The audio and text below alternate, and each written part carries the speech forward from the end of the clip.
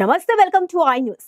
Assembly ఎన్నికల్లో అధికారం కోల్పోయి పార్లమెంట్ ఎన్నికల్లో పరువు పోగొట్టుకున్న బీఆర్ఎస్ భవిష్యత్తులో లేచి నిలబడగలుగుతుందా? ఓవైపు ఫిరాయింపులు, మరోవైపు కేసులతో అసలు పార్టీ బతికి బట్టకడుతుందా? దేశంలోని రాజకీయ పక్షాలని రెండు శిబిరాలుగా చీలిపోయిన పరిస్థితిలో ఏ దిక్కు లేని బీఆర్ఎస్ ఒంటరి ప్రస్థానం కొలిక వస్తుందా? ఇక ప్రస్తుతం 3వ స్థానానికి దిగజారిన పార్టీ మళ్లీ మొదటి స్థానానికి రావడం మాటలా? అసలు పార్టీ మునుగుతుందా తేలుతుందా? ఈ పరిస్థితులు ఏం చేయాలి? ఇవి మన మదిలో మాత్రమే మొలిచిన అనుమానాలు కాదు, సాక్షాత్తు బీఆర్ఎస్ అధినేత కేసీఆర్ ను ఉక్కిరి బిక్కిరి చేస్తున్న కొడవల్ లాంటి ప్రశ్నలు. ఇక ఇప్పుడున్న పరిస్థితుల్లో పార్టీని ఎలా నడపాలి అనే విషయంపై గులాబీ బాస్ మేధో మాత్రం చేస్తున్నారు. ప్రధానంగా 3 ప్రతిపాదనలను ముందు పెట్టి ముఖ్యులతో రోజుల తరబడి చర్చిస్తున్నారు. ఇక ఆ 3 ప్రతిపాదనలు ఏంటి? అసలు కేసీఆర్ భయం ఏంటి? Let's watch the story. 2001లో పార్టీ పెట్టినప్పటి నుంచి 2023 వరకు తెలంగాణ రాజకీయాలను శాసించిన భారత రాష్ట్ర సమితికి ఇప్పుడు ఎక్కడలేని కష్టం వచ్చింది. మనుగడే ప్రశ్నార్థకంగా మారింది. మొదటి 10 ఏళ్లు ఉద్యమ పార్టీగా టీఆర్ఎస్ తెలంగాణ ఇంటి పార్టీగా వర్ధిల్లింది. 10 ఏళ్లు అధికార పార్టీగా ఆధిపత్యం చెలాయించింది. 2023 అసెంబ్లీ ఎన్నికల తర్వాత ఆశాసౌధం ఒక్కసారిగా కుప్పకూలింది. ప్రతిపక్షానికి పరిమితమైంది. 2024 పార్లమెంట్ ఎన్నికల్లో గ్రాఫ్ మరింత దిగజారి రాష్ట్రంలో 3వ స్థానానికి పడిపోయింది.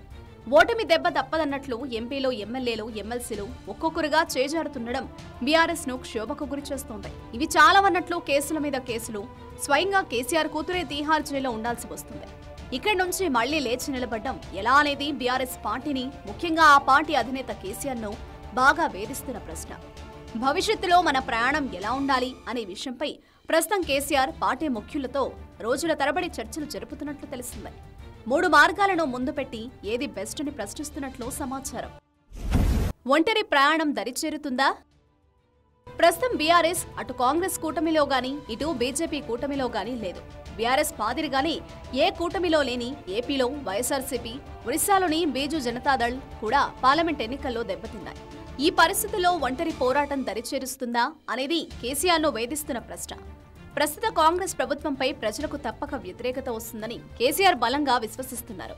అప్పుడు రాష్ట్రంలో ప్రజలకు బీఆర్ఎస్ తో పాటు బీజేపీ కూడా ప్రత్యామ్నాయ పార్టీలుగా ఉంటాయి.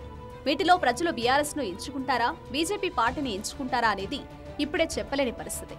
కాంగ్రెస్ పై వ్యతిరేకత వస్తే ప్రజలు బీజేపీ వైపు మళ్లితే మన పోరాటం బూడిదలో పోసిన పన్నీరే అవుతుందని కేసీఆర్ మదన పడుతున్నట్లు తెలిసిందే. అలా కాకుండా కాంగ్రెస్ పై పోరాడి ఆ పార్టీపై వచ్చే వ్యతిరేకత ద్వారా బీఆర్ఎస్ మాత్రమే లబ్ధి పొందగలిగితే తిరుగుండదు. కానీ అనుకున్నది అనుకున్నట్లు అవుతుందా? అప్పటిదాకా ఇటు ఫిరాయింపుల నుంచి, అటు కేసుల నుంచి తమను తాము కాపాడుకోవడం ఎలా అన్నది పెద్ద ప్రశ్న. ఈ పరిస్థితిలో ఒంటరి ప్రయాణం చేసి, ఒంటరి పోరాటం జరిపి అనుకున్న లక్ష్యం చేరుకుంటామా లేదా అని కేసీఆర్ ముఖ్యుల వద్ద చర్చ పెడుతున్నట్లు ఫామ్ హౌస్ వర్గాలు చెబుతున్నాయి. బీజేపీతో కలిసి కాంగ్రెస్ తో పోరాటం. జాతీయ రాజకీయాల్లోకి పోయి నరేంద్ర మోదీనే పడగొట్టాలని కేసీఆర్ భావించారు. కానీ జాతీయ రాజకీయాలు బీఆర్ఎస్ తో అయ్యే పని కాదని, తన పాత్ర తెలంగాణకే పరిమితమని రాజకీయ పరిణామాలు తేల్చేశాయి. రాష్ట్రం విషయానికొస్తే కాంగ్రెస్ పార్టీ మాత్రమే బీఆర్ఎస్ కు అసలైన ప్రత్యర్థి. కాబట్టి కాంగ్రెస్ పై పోరాడమే ముఖ్యం. దీనికోసం ఒంటరి పోరాటం చేయడం కన్నా బీజేపీతో జత కలవడం బెటరా అని కేసీఆర్ ఆరా తీస్తున్నారు. ఒంటరి పోరాటంతో విజయం సాధించలేనప్పుడు అటు ఎన్డీఏ, ఇటు ఇండియా కూటముల్లో ఏదో ఒకటి తేల్చుకోవాలి. రాష్ట్ర రాజకీయ పరిస్థితిని గమనిస్తే ఎన్డీఏనే బెటర్. సొంత ఐడెంటిటీని కొంత వదులుకొని బీజేపీతో జత కట్టడం సరైనదేనా అని కేసీఆర్ ముఖ్యులను, మేధావులను ప్రశ్నిస్తున్నట్లు సమాచారం. బీజేపీతో చెలిమికి సిద్ధపడితే వారు పెట్టే కండిషన్స్ ఏమిటి? ఆంధ్రప్రదేశ్లో టీడీపీని పెద్ద పార్టీగా పరిగణించి కూటమి ఏర్పడ్డట్టు తెలంగాణ రాష్ట్రంలో బీఆర్ఎస్ ను పెద్ద పార్టీగా ఒప్పుకుని బీజేపీ 2వ స్థానానికి ఒప్పుకుంటుందా అనేది మరో ప్రశ్న. సొంతంగా 8 పార్లమెంటు స్థానాలు గెలిచి ఓట్ల పరంగా 2వ స్థానంలో ఉన్న బీజేపీ తనను తాను ఎలా తగ్గించుకుంటుంది అనేది సందేహమే. బీఆర్ఎస్ పార్టీయే తగ్గి బీజేపీని పెద్ద పార్టీగా ఒప్పుకుని చిన్న పార్టీగా దాని ఒడిలో ఒదిగిపోవాలి. స్నేహస్తం చాచిన బీజేపీ ఎలా స్పందిస్తుందన్నది అసలు ప్రశ్న. ఎన్డీఏ కూటమిలో చేరితే చాలు అనుకుంటుందా? మొత్తం పార్టీ విలీనాన్నే కోరుకుంటుందా అనేది కూడా తెలియదు. పార్టీ విలీనం కండిషన్ పెడితే గులాబీ జెండాను పీకేసుకోవాల్సి వస్తుంది. ఇది సరైన వ్యూహమే అవుతుందా అని గులాబీ బాస్ చర్చలు పెడుతున్నట్లు చెబుతున్నారు. బీజేపీ జత కలిస్తే తక్షణం ఎమ్మెల్యేల ఫిరాయింపులు ఆగిపోతాయి. కవితకు బెయిల్ దొరుకుతుంది. రేవంత్ సర్కార్ కాస్త అదుపాజ్ఞలో ఉంటుంది. తాము అధికార పార్టీలోనే ఉన్న ఫీలింగ్ ఉంటుంది. ఇలాంటి ప్రయోజనాలు కేసీఆర్ ను ఊరిస్తున్నాయని చెప్తున్నారు. కాంగ్రెస్ తో కలిసి దేశవ్యాప్త పోరాటం. బీఆర్ఎస్ పార్టీ గతంలో కాంగ్రెస్ పార్టీతో పొత్తుకున్న సందర్భం ఉంది. ఆ పార్టీతో కలిసి పనిచేసింది. అటు కేంద్రం, ఇటు రాష్ట్రంలో కాంగ్రెస్ మంత్రివర్గంలో కూడా బీఆర్ఎస్ చేరింది. బీఆర్ఎస్ మాదిరిగానే కాంగ్రెస్ పార్టీ కూడా సెక్యులర్ పార్టీ. అన్నింటికీ మించి తెలంగాణ ఇచ్చిన పార్టీగా ప్రజల్లో సానుభూతి కలిగిన పార్టీ. కాబట్టి కాంగ్రెస్ తో కలిసి దేశవ్యాప్తంగా బీజేపీపై పోరు చేద్దామా అనేది కేసీఆర్కున్న మరో ప్రత్యామ్నాయం. ఈ విషయంపై కూడా ముఖ్యుల వద్ద చర్చిస్తున్నట్లు సమాచారం. కేసీఆర్ వాదన ప్రకారం దేశంలో మోదీ గ్రాఫ్ బాగా పడిపోతుంది. వచ్చే పార్లమెంట్ ఎన్నికల్లో దేశంలో బీజేపీతర ప్రభుత్వమే ఏర్పడుతుంది.